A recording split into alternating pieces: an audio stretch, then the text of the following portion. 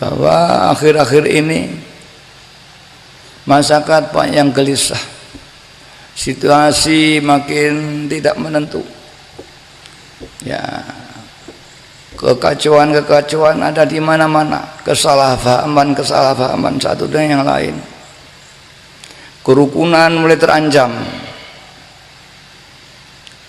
ekonomi makin menggelisahkan. Mari ini kita prihatin, gerangan apa yang menjadikan Allah tidak beri pertolongan pada kita? Ada yang kasusnya ekonomi, jungkir balik, sirah nggih sikil nggih sirah untuk mencari suap nasi. Ada yang tidak puas, banyak kejadian menyengsarakan teman sendiri, alias terorisme di mana-mana, ketidakpuasan di mana-mana. Lebih dari itu alam pun, gunung meletus, mulai bergerak semuanya. Para hadirin yang hormati, apabila sudah terjadi demikian, situasi kacau, alam tidak mendukung, semuanya ini sebetulnya peringatan dari Allah SWT. Idza daral fasadu fil barri wal bahr bima kasabat aydin nasi liyudhiqahum ba'dalladzi 'amilu la'allahum yarji'un. Telah muncul, telah tampak kerusakan di lautan, di darat, di mana-mana kekacauan, baik kekacauan di alam atau manusia dengan manusia, yang mengakibatkan satu dengan yang lain, yang sesungguhnya ini akibat perbuatan manusia itu sendiri, kezaliman manusia, tidak tanggung jawaban manusia, sehingga akibatnya ditimpakan oleh Allah kepada manusia ini sendiri. Kiranya supaya menyadari dan mau kembali tobat kepada Allah Subhanahu wa ta'ala. Para hadirin hadirat, peristiwa semacam ini kalau kita orang Jawa dulu pernah terjadi zaman kerajaan, sehingga seorang pujangga besar Ronggo Warsito dengan kata-katanya, zaman ini akhir zaman edan, polai wong kaya gabah den interi, sirah si sikil nggih sirah, sapa sing ora edan ora keduman, dan sak bejo-bejane wong kang edan isih bejo kang eling lalas padha. Situasi seperti itu kita sudah tidak bisa membedakan baik dan jelek, tidak mampu lagi ini baik ini jelek, ini dilarang Allah ini tidak dilarang Allah, tidak ada. Padahal pendidikan makin maju, sekolah-sekolah agama makin tinggi, pondok-pondok pesantren makin berkembang, ilmunya makin banyak,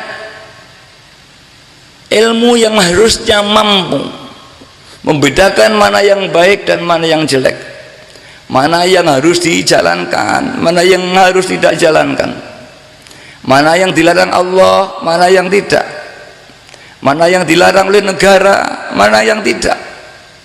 Ilmunya tahu, tapi kenyataannya kita semua sering melakukan, padahal ilmu kita tahu. Inilah para hadirat, bahasa sesungguhnya ilmu tadi tidak akan mampu membawa orang yang alim untuk melakukan perbuatan baik. Ilmu hanya sekedar arah, ibarat orang punya rebues atau SIM, hanya arah rambu-rambu. Ini jalan boleh dilewati, ini dilarang, ini boleh parkir, ini tidak boleh parkir. Ini ilmu.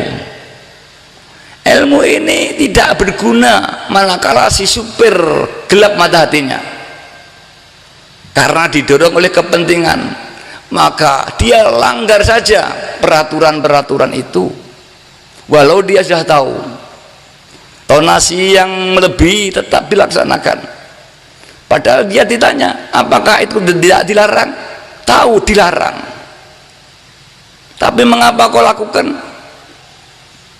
Karena punya kepentingan. Maka inilah para hadirat, mata hatinya ditutup oleh satu nafsu kepentingan yang hidayah Allah hilang dari hatinya, maka orang itu jangan lupa, semua bingung untuk mencari kepentingan hidup, baik ekonomi maupun apa saja, segala cara dipakai, sudah tidak tahu lagi mana yang halal, mana yang haram, tidak tahu lagi mana yang baik, yang jelek, asal berbau enak digasak. Siapapun yang tidak ikut demikian, dia tidak akan dapat apa-apa. Seorang pegawai negeri yang lurus tidak korupsi, dia dipojokkan, dia tidak dapat apa dari pegawai negeri yang melarat.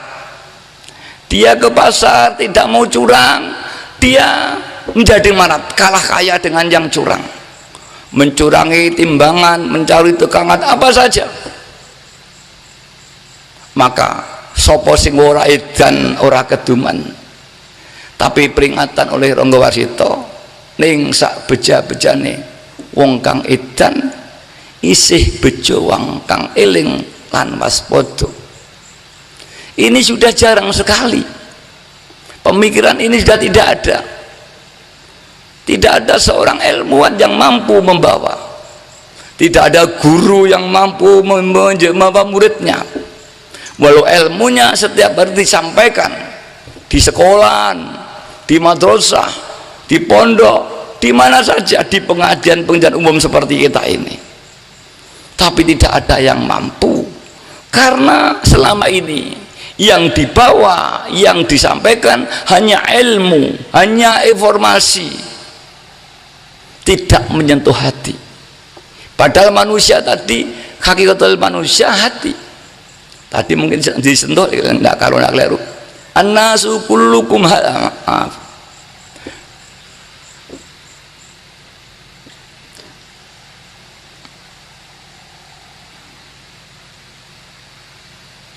Ala inna fil jasad ila mudghah in salukat salukal jasadu kulluh wa in fasadat fasadat sadul kulluh. Ketahuilah di dalam tubuh manusia, kata Rasulullah SAW, ada segumpal darah. Apabila darah ini bagus, baguslah perangai kehidupan sepak terjang manusia itu.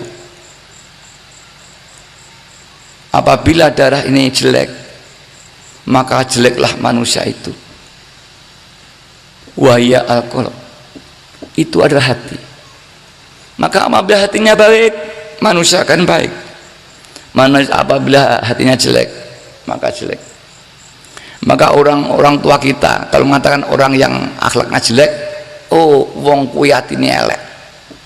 Yang dimocati bukan darah, bukan daging yang kesoklatan dalam dada, tapi jiwa. Yang orang Jawa menggambarkan seperti hati. Apabila jiwanya jelek, orang itu jelek. Ilmu tidak mampu ya mewarnai jiwa ini, walaupun ilmunya banyak. Bahkan makin banyak ilmunya, makin curang. Lihat aja yang kita lihat setiap TV, yang diadili di KPK, ini orang pandai semua, punya titel semua, sarjana semua, punya jabatan semua, makannya sudah kenyang semua, gajinya sudah puluhan juta, bahkan ya ratusan juta, masih dia korupsi. Apa ini? Karena hatinya jelek, serakah masih ada, tidak mikir orang lain. Semua bicara anti korupsi, tapi kalau sudah dia korupsi. Anak mahasiswa demo semua sejak saya masih muda, demo ada pejabat anti korupsi. Ketika dia jadi pejabat, dia pun korupsi lagi. Sekarang mungkin pemuda-muda masih demo di Jakarta di mana.